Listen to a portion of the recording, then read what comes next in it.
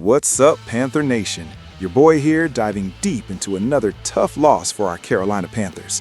And let's be real, the story, the reasons for our losses, it changes every single week. Sometimes it's the coaching, sometimes it's an offense that can't get out of its own way, sometimes the defense just crumbles under pressure. But there's one constant, one unchanging truth in this roller coaster of a season. The person who always steps up and takes the blame is Bryce Young. Fairly or not, our young quarterback consistently puts the weight of every defeat squarely on his own shoulders. And after this latest gut-wrenching loss to a 3-win Saints team, it happened yet again. He referenced the absolute epidemic of horrible, ill-timed penalties that plagued us throughout the game. But what he said and how he said it speaks to a much, much larger issue. Bryce Young, our quarterback, took accountability for those penalties. Penalties he had absolutely zero control over. Not a single one was on him. But that's our guy. That's the leader he is. You can go watch the clip yourself, but his words resonate. As a leader, I take accountability for that. We want to make sure we're playing clean, playing smart. Gotta turn the page. I take full accountability for it. But it is what it is. He said that. Our quarterback, taking the heat for something he wasn't responsible for. It's a recurring theme, isn't it? After almost every loss, Young says he has to be better. Sometimes, yes, that's true, he's human. But today, folks, today was not one of those times. Let's break it down. Did he turn the ball over? No. Did he miss any egregious throws that would have changed the game's complexion? Absolutely not. He played a clean game, generally didn't make a single mistake that directly cost us points or possessions. Now, I know some of you are probably thinking, but what about that potential touchdown pass near the end of the half? You know the one, where Tedareo McMillan had it in his hands. Yes, Young was off by a few inches, but that's a catchable ball. That's a ball a professional receiver at this level has to come down with. So is that really on Bryce? I don't think so. It was a tough play, a close call, but the onus shifts to the receiver there.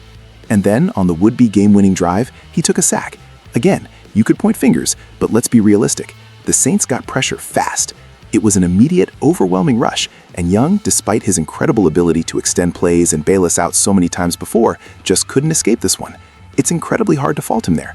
He was pressured, flushed, and ultimately brought down. That's a breakdown by the offensive line, not a failure of the quarterback. In general, it seems Bryce Young assumes responsibility for every single loss, and usually he even claims to be the reason the Panthers lost. But the cold hard truth is that's often not the case, and it certainly wasn't the case today. This kid was on. He was sharp. He was making plays. He was driving the offense. So if he was on, why did the stat line look middling? Why did the offense struggle to consistently move the ball? Well, let's talk about Dave Canales. Had our offensive coordinator called a better game? Had he trusted his quarterback to let it ride when he was clearly in a rhythm? Young's stat line would have looked significantly better. You don't take the ball out of your hot quarterback's hands, especially when he's dialed in. But that's exactly what seemed to happen. Bryce Young isn't the one committing endless, senseless penalties, especially those foolish late hits that extended drives, or even worse, pushed the Saints into field goal range with time winding down. He's not the one calling run plays straight into stacked boxes, getting us 3 yards in a cloud of dust, only to then abandon the run when it might have actually been smart to use it in the 2-minute drill to churn out first downs and keep the clock moving. And let's not forget the defense. Our quarterback isn't out there on the defensive side of the ball, leaving receivers wide open in the zone for the game-tying score. He's not the one getting beat, again, by Chris Olave for that crucial tying touchdown. Yes, JC Horn, we're looking at you there. Those, Panther Nation, are the biggest reasons the Panthers lost today, not the quarterback. Fans might point to a middling stat line and the disheartening fact that we lost a must-win game against a team that frankly we should have handled. But Bryce Young is not responsible, even if his incredible leadership and accountability compel him to say he is. It's time we as fans, and more importantly, the coaching staff and the rest of the team, recognize where the true failures lie. So, Panther Nation, tell me, who do you think is truly responsible for the Panthers' struggles? Is it the coaching, the players, or something else entirely? Drop your thoughts in the comments below.